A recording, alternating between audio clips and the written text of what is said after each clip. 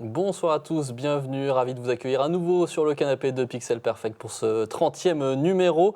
Cette semaine sur le canapé de cette émission, on accueille, et d'ailleurs plein de gens nous ont demandé ce que tu faisais, puisque tu n'étais pas là à la dernière émission, Aymeric Guillaume. Eh bien, comme vous pouvez le voir, je suis allé à la muscu, je suis revenu comme étant un homme nouveau sur ce canapé. Ah bah, ça se voit.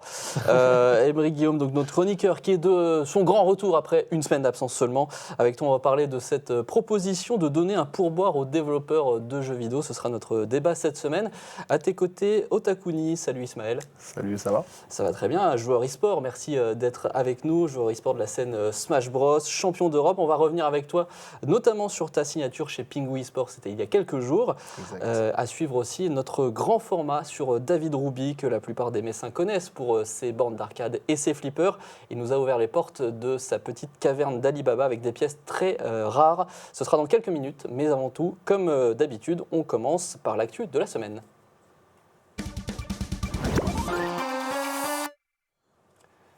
L'actu cette semaine, c'est Mike Ibarra, l'ancien président de Blizzard, qui a émis cette idée il y a quelques jours sur X, un écran de fin dans les jeux vidéo après les crédits pour donner un petit pourboire aux développeurs à la fin du jeu. Pour lui, certains jeux sont si spéciaux qu'ils valent peut-être 10 ou 20 $ de plus pour les créateurs uniquement, de l'argent qu'on leur donnerait. Est-ce que tu es prêt à donner 10 ou 20 € de plus à la fin d'un jeu ? Je ne sais pas par où commencer. Est-ce qu'on commence par le nom de la personne et par où il était actuellement avant de... Blizzard donc ? Sur Blizzard, ouais, par exemple, qui a eu une certaine tendance à sortir des jeux peut-être un peu trop tôt, donc ils ne sont pas forcément si spéciaux que ça. Par exemple Overwatch 2 qui était sorti pas fini, pas fait même. Il est vrai que voilà, il faut rendre aux développeurs ce qui va aux développeurs, et ils font un travail sur certains jeux qui est colossal, voilà, il n'y a pas à nier, mais aussi on leur demande beaucoup en ce moment, et les jeux finalement sortent de plus en plus et sont de moins en moins spéciaux justement, donc c'est bien de vouloir rendre hommage aux développeurs, mais il faut aussi faire attention parce que on leur demande beaucoup, et je ne vais pas citer de licence, Pokémon par exemple, si tu veux, où voilà, on commence à avoir un jeu par an, et c'est des jeux qui sont sous le coup de la critique parce que moins beau, pas fluide, des options qu'on n'a pas forcément, qu'on n'a plus. Et aujourd'hui, en fait, c'est ça, peut-être de vouloir être partout. En fait, le souci, c'est ça. Et je suis d'accord qu'on rende hommage aux développeurs, mais attention, parce que les jeux sont plus si spéciaux que ça. Ismaël, toi, tu serais capable de lâcher un petit pourboire comme ça à la fin du jeu ? Franchement, il y a très peu de jeux que je vois qui mériteraient un pourboire. Souvent, il y a déjà des DLC, donc ça permet déjà d'ajouter un petit peu. Les jeux sont de plus en plus chers, donc non, franchement, sincèrement, il n'y en a aucun que je vois. Il y a des développeurs, franchement, qui se donnent beaucoup. Ouais, qui mériteraient. Mais peut-être d'une autre façon, dans ce cas. c'est des ça, cagnottes peut-être avant la sortie rajouter du jeu. du contenu, payer du contenu en plus, ça ne me dérange pas, mais non. D'ailleurs, Pourboire, c'est compliqué. Ce qu'on peut faire aussi avec, pour citer que par exemple les Humble Bundle sur Internet, où c'est des packs où on met l'argent qu'on veut en fonction de la rétribution qu'on met. C'est le mérite, c'est un petit peu payé au chapeau, quoi, voilà, au mérite. D'ailleurs, vous n'êtes pas chaud, ça se voit, il y a beaucoup de réponses. Plus d'1 million de vues sur son tweet, et les gens qui sont pas chaud non plus sur Internet. La culture du pourboire peut-être aussi. Aymeric, c'est peut-être parce que la culture du pourboire, ça existe aux États-Unis, mais nous en France, on n'a peut-être pas l'habitude aussi de mettre de l'argent. On va mettre ça sur la question de l'habitude. Ce n'est qu'une question d'habitude. Ouais, c'est pas forcément ce qui se fait de plus chez nous. Mais voilà, comme tu disais, il y a déjà les DLC. Alors pourquoi ne pas réserver une partie peut-être pour les DLC ? Les gens ne vont pas tous acheter les DLC dans les jeux. Si tu commences à acheter les DLC, c'est que tu t'intéresses au jeu ou que c'est quelque chose de particulier. Je pense au jeu de combat, c'est que tu t'investis dans le jeu. Pour un jeu d'aventure, c'est que vraiment il t'a marqué si tu commences à aller dans le DLC. Donc pourquoi pas réserver dans ces DLC une partie, justement rien qu'aux développeurs, parce que entre le jeu et le DLC, ça commence déjà à faire de sacrées sommes. C'est pas accessible pour tout le monde. Donc voilà. Trouver une alternative en fait ça. pour le pourboire, c'est pas très French touch. Ouais, voilà, les Français ne sont pas prêts pour ça. En tout cas, c'est ce qu'on a vu aussi dans les réponses sur X. On mettra des commentaires sous les jeux. Alors ça, on continuera à le faire, ça, il n'y a pas de problème. En tout cas, c'est une proposition, évidemment, pour l'instant. Ce n'est qu'à l'état de proposition de Mike Ibarra, donc ça a le mérite d'exister, il faut passer par là. Oui, non, voilà. Après, il y a eu des bonnes évolutions qui ont commencé par ce genre de petits tweets. Donc peut-être qu'un jour, ça arrivera. En tout cas, on remercie En général, on arrive à trouver un moyen de remercier les développeurs et les éditeurs pour les très bons jeux, par exemple, en achetant les jeux. Dans quelques instants, on va discuter e-sport aussi et Smash avec notre invité Otakuni, mais pour l'instant, c'est l'heure du grand format.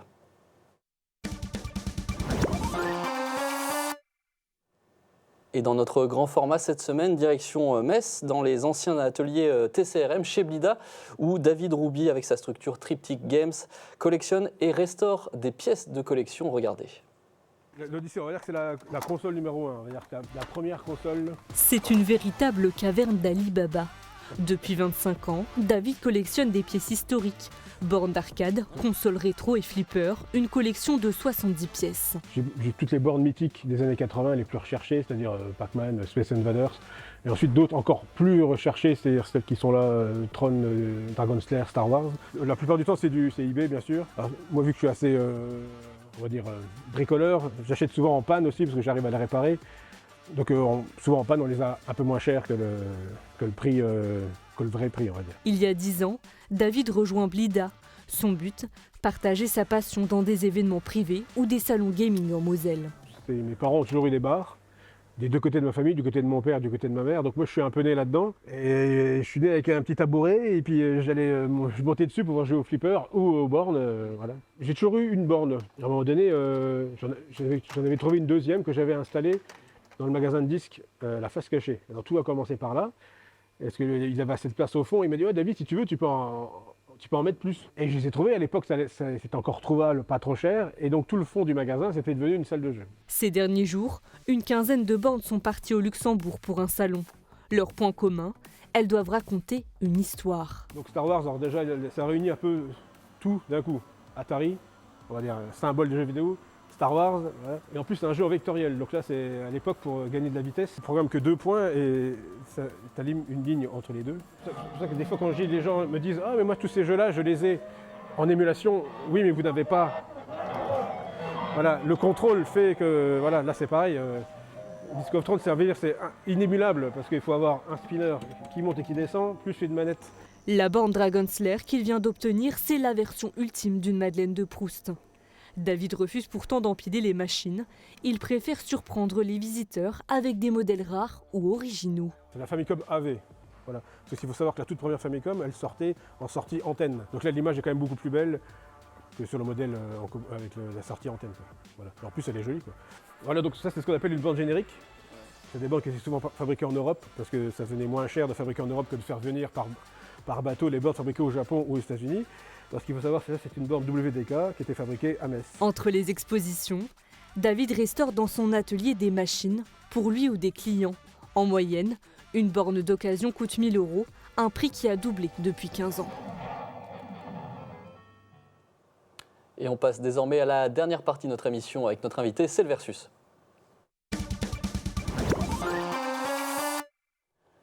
Otakuni, tu es passé par Kaio, Helios, récemment Red Hood, et là tu viens tout juste de signer chez Pingu Esport, qui lance son équipe Smash, qui a lancé avec toi son équipe Smash. Comment ça s'est passé cette arrivée et c'est quoi les objectifs maintenant avec cette nouvelle équipe? Eh ben, ça s'est super bien passé. On a eu un premier contact, donc j'ai un manager qui s'appelle Wolfhound. Et du coup, à la sortie de Red Hood, ils m'ont proposé quelque chose. Ils ont déjà sondé leur public pour voir si ça pourrait plaire et les gens étaient super fans de Smash. Ah, parce qu'ils avaient déjà une équipe LoL, Valorant. C'est ça, LoL, Valorant, Rocket League, Brawl Stars, si je dis pas de bêtises. Et ils sont déjà en place un petit peu sur tous ces jeux. Ils se sont dit pourquoi pas un jeu de versus. Et vu que Smash c'est un petit peu le jeu en vogue, même s'il y a Tekken 8, si je dis pas de bêtises, qui est en place, et ils se sont dit ouais Smash et ça se passe super bien. Ils ont l'air de vraiment vouloir se lancer dans le jeu. Ils voient qu'il y a énormément de tournois parce que sur Smash on a facile 3 tournois par semaine qui sont assez conséquents. D'ailleurs, demain, tu partiras sur un tournoi, justement. Exactement, un master. Ouais. Le Game is Game, où on est près de 600 joueurs, même 700, si je compte les joueurs d'autres jeux de versus fighting, donc Tekken et Street. Et ouais, donc 500 et quelques sur Smash, et je vais voir comment ça se passe. Mes objectifs pour ce tournoi, normalement, je suis censé finir dans le top 64, et je dois affronter le 4e plus gros joueur du tournoi, qui est actuellement, je crois, top 20 monde. Donc ça va être compliqué, mais je me sens prêt. Je te laisserai gagner, t'en fais pas. Merci. Ouais, non, c'est sûr que Smash, ça fait partie de ces jeux qu'on voit beaucoup sur la scène e-sport, mais justement, pour les plus amateurs, Smash, à quel point c'est accessible encore aujourd'hui sur le jeu? On sait qu'avec l'e-sport, le niveau de tous les jeux a augmenté drastiquement. Smash, aujourd'hui, si on veut s'y mettre, est-ce que c'est encore accessible?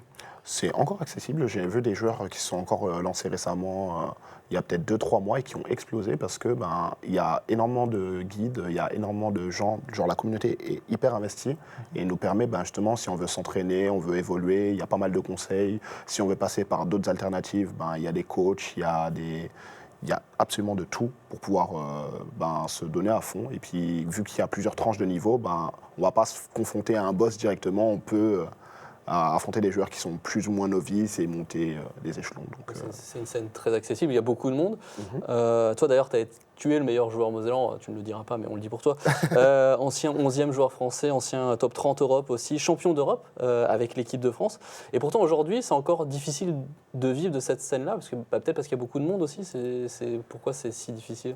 Ça joue un peu parce que déjà Nintendo c'est un petit peu la vieille école et ils voient un petit peu le jeu comme étant juste un moyen de s'amuser en famille ou entre amis et pas trop compétition. Donc tout ce qui est sponsor ou quoi, ils leur mettent des barrières et c'est pour ça qu'il n'y a pas de cash prize au tournoi au Japon, au vu des lois aussi qu'il y a là-bas. Mais ils veulent vraiment pas nous aider, donc déjà là ça devient compliqué. Et en plus de ça, avec tout le monde qu'il y a, le niveau... Finalement, il y a très peu de joueurs, tu me disais hors antenne, sur tous les joueurs qu'on a en France, il n'y en a que très peu. Je crois qu'il n'y en a même pas 5. C'est pour dire, il n'y en a peut-être même pas 5 qui peuvent en vivre décemment. Donc ça devient compliqué. Et si on n'arrive pas à sortir du lot, c'est un risque à prendre. Si vraiment on pense pouvoir s'en sortir, mais je ne le conseillerais pas forcément à tout le monde. Alors un petit mot sur la Moselle. Tu es le digne représentant mosellan un petit peu à l'international sur les tournois. Donc tu vas faire le deuxième major de l'année qui sera ce week-end à Paris. La scène ici en Lorraine, en Moselle, elle se porte bien puisqu'on est une des scènes où il y a le plus de tournois, j'ai l'impression. Exact. On a eu une période où justement ça bougeait plus trop en sortie du Covid. Et après, on a enchaîné les tournois dans des conventions et même dans d'autres, par exemple la Nestory, si je ne dis pas de bêtises. Donc c'est une scène qui se porte très très bien. Il y a toujours de nouveaux joueurs puisqu'on avait justement un petit peu peur que ça s'essouffle. Ouais. Mais c'est un jeu qui continue de passionner. On a facilement des moyennes à 50 joueurs inscrits et des fois on peut même monter à 100 joueurs. Donc des nouveaux tournois qui se créent. Et ouais, non, c'est une scène qui vit très bien, que ce soit sur Smash ou même sur les autres jeux. Je sais que Mario Kart, et c'est un jeu qui plaît énormément et on voit des tranches d'âge, des fois, ça part de 5 ans jusqu'à 60 ans et tout le monde kiffe. Donc non. On verra encore un tournoi à Mestory cette année, sans doute, sur Smash. Il y a de grandes chances. Et je crois même demain déjà, il y a un tournoi à Marly, si je ne dis pas de bêtises, où il y aura Smash, Mario Kart. Enfin, il y a énormément de tournois. La scène, en Moselle, on vit très bien. Une très grande scène. Merci Ismaël d'avoir accepté l'invitation. On te souhaite donc le meilleur pour le Major qui se déroule ce week-end. Game is Game à Paris. Des bons résultats évidemment et tu représenteras la Moselle.